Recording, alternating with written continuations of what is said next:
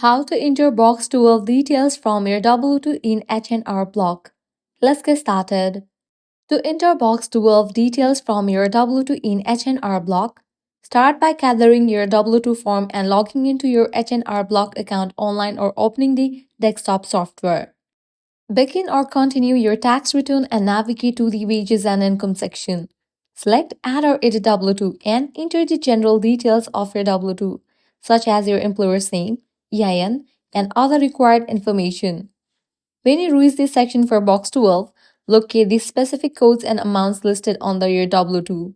Box 12 entries often include multiple codes like DDD for the employer-provided health coverage, W for health savings account contributions, or C for the taxable cost of group term life insurance over $50,000.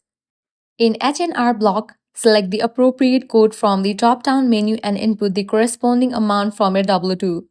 If there are multiple entries in box 12, click Add Another to include all the codes and amounts accurately. Common codes to watch for include D for 401k contributions, AA for Roth 401k contributions, and JET for income for a non-qualified deferred compensation plan. Once all box 12 information is entered, carefully review it for accuracy. If you are uncertain about any code, consult the back of your W-2, the IRS instructions, or H&R Block support resources for clarification. After completing this section, save your progress and continue with the rest of your tax return.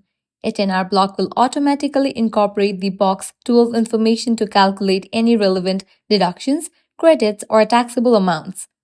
It's crucial to double-check your entries and avoid guessing. Use H&R Block's built-in help features or contact a tax professional if needed. By following these steps, you'll ensure your box 12 details are correctly entered and your tax filing process remains smooth and error-free. So that's a wrap for this video. If this guide was helpful, do not forget to like, share, and subscribe to our channel. Thanks for watching.